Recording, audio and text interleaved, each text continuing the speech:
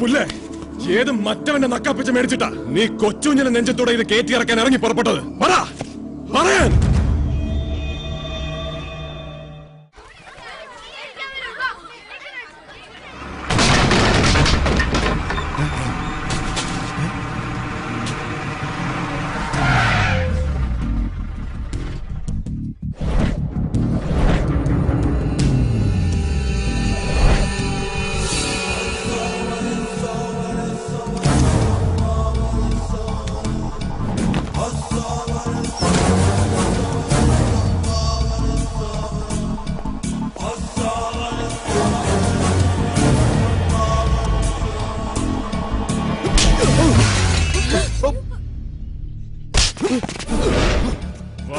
അവന്റെ സപ്തതി ഈ നിൽക്കുന്ന കൊച്ചനിയന്റെ അടിയന്തരം ഒരുമിച്ചുണ്ടിട്ട് നീയൊക്കെ അടങ്ങും അല്ലടാ ചേട്ടൻ കഴിവറട പോലെ. അനങ്ങരുത്. കൊച്ചുഞ്ഞിന് നേരെ കൈയൊങ്ങ വന്നിട്ടുണ്ടല്ലോ. വടക്കൻ വീട്ടിലെ IAS ആണെന്നും പറഞ്ഞ് നടക്കുന്ന നിന്റെ നാക്ക് ചവിട്ടിക്കുട്ടി അണ്ണാക്കി തിരികെ ഞാൻ. നീ ഇതിൽ ഇടപെടണ്ട. നല്ലൊരു ദിവസമായിട്ട് മൂക്കറ്റം കള്ളം മോന്തി കേറി വന്ന് താൻ തോന്നിത്തരം കാണിച്ചാലുണ്ടല്ലോ. നീ എന്റെ മോനെ തല്ലി അല്ലടാ തന്തയ്ക്ക് പറക്കാത്തവനെ. തന്തയ്ക്ക് പറഞ്ഞവനായതുകൊണ്ടാ തല്ലിയത്. ഈ തന്തയ്ക്ക് അത് വേണ്ടെങ്കിൽ മാറി നിൽക്ക്. അങ്ങനെ എല്ലാരും തല്ലി ആണത്തം കാണിക്കാനാണെങ്കിൽ അത് നീ എന്നെ തല്ലടാ. കൊച്ചിനെ നിനക്കെന്താ ഭ്രാന്ത് പിടിച്ചോ? ഭ്രാന്ത് പിടിച്ചതല്ല, പിടിപ്പിച്ചതാ. ഈ നിൽക്കുന്ന അപ്പന്റെ ആ നിൽക്കുന്ന മോൻ. കാണു അമ്മച്ചിക്ക്.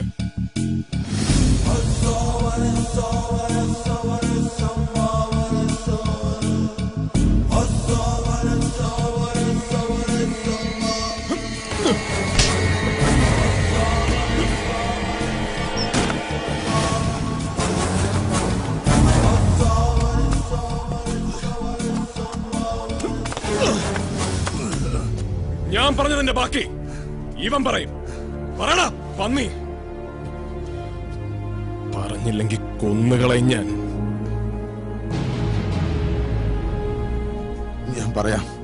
ഞാൻ പറഞ്ഞോളാം. സാറിനെ കൊല്ലാൻ എനിക്ക് 1.5 ലക്ഷം രൂപ തന്നത് ഈ SP സാറാ. എടാ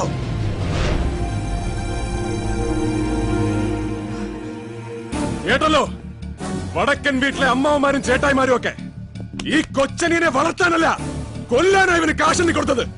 അത് എന്നാത്തിന്റെ പേരിലാണെന്ന് എനിക്ക് ഇപ്പൊ അറിയണം. എന്നാടാ ഇവനീ പറഞ്ഞൊക്കെ നേരാണോ? നേര് തന്നെ. വല്യപ്പന്റെ ഒസിയത്ത് പ്രകാരം ഈ കാണുന്നതെല്ലാം വിഹിതം വെക്കാൻ ഇവനുണ്ടെങ്കിലേ മതിയാവുന്നുള്ള അഹങ്കാരം വെച്ച് പിന്നെയും ഇത്രയും മീശ മുളച്ചോമാരെ കൊരങ്ങ് കളിപ്പിക്കാൻ തുടങ്ങിയപ്പോ ഇവൻ അങ്ങ് തീർത്ത് കളഞ്ഞേക്കാമെന്ന് ഞങ്ങൾ തന്നെയാ തീരുമാനിച്ചത്.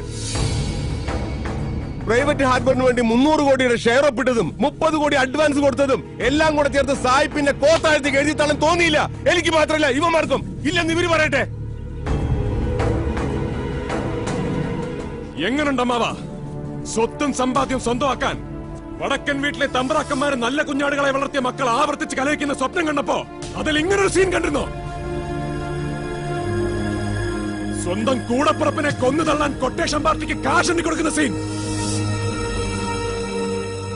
തറവാടും തന്തമാരും അന്നും ഇന്നും ഒന്ന് തന്നെ ആയതുകൊണ്ട് ചിലപ്പോ കണ്ടു കാണും. പണ്ടും അത് തന്നെയാണല്ലോ ശീലം. കൊന്നു തള്ളാൻ കാശ് കൊടുക്കുന്നത് ഇതാദ്യമായിട്ടല്ലോ. ആണെന്ന് പറയാൻ പറ്റുമോ വല്യമ്മാവന്? ഈ താന്തോന്നിയുടെ മുഖത്ത് നോക്കി നടക്കട്ടെ. 70 തികഞ്ഞതിന്റെ ആഘോഷവും അതിന്റെ പേരിലുള്ള വെട്ടിവീഴുകളും എല്ലാം നടക്കട്ടെ. ഇത്രയും കാലം ജീവിച്ചതിന്റെ തട്ടുകട തീർക്കാനും ഇനിയും ചെയ്തു കൂട്ടാൻ പോകുന്നതിന്റെ കണക്കെടുപ്പ് നടത്താനും 1000 പൂർണ്ണയന്ത്രന്മാരെ കണ്ട് അഹങ്കരിച്ച് ജീവിക്കാൻ ഈ ആയുസ് ഇനിയും ബാക്കിയുണ്ടാന്ന് വ്യാമോഹിക്കണ്ട. നല്ല നേരം നോക്കി മാമൂദ് മുക്കി 4 നേരം അന്നം കൊടുത്ത് തീറ്റിപ്പോറ്റി വളർത്തിയ മക്കളോടും കൂടി പറഞ്ഞേക്ക്. വക്കീലേ, എന്തോ ഏത് പ്രമാണത്തിലോട്ടാ കൊച്ചുകുഞ്ഞ് ഒപ്പിടേണ്ടെന്ന് വെച്ചാ പറഞ്ഞാ മതി. അത് മറ്റൊന്നും കൊണ്ടല്ല, ഇനി ഈ തറവാട്ടുമുറ്റത്ത് ഇപ്പൊ കണ്ട പോലെ കൂടപ്പുറപ്പുകളായിട്ടൊരു യുദ്ധം ആവർത്തിക്കാതിരിക്കാനാ. പിന്നെ എല്ലാം കൂടെ വീതിച്ച് വിളമ്പി കഴിവേറ്റുമ്പോ അതിന്ന് ഒരു തരി മണ്ണി കൊച്ചുഞ്ഞിന് വേണ്ട. ഈ രണ്ട് മനസ്സല്ലാതെ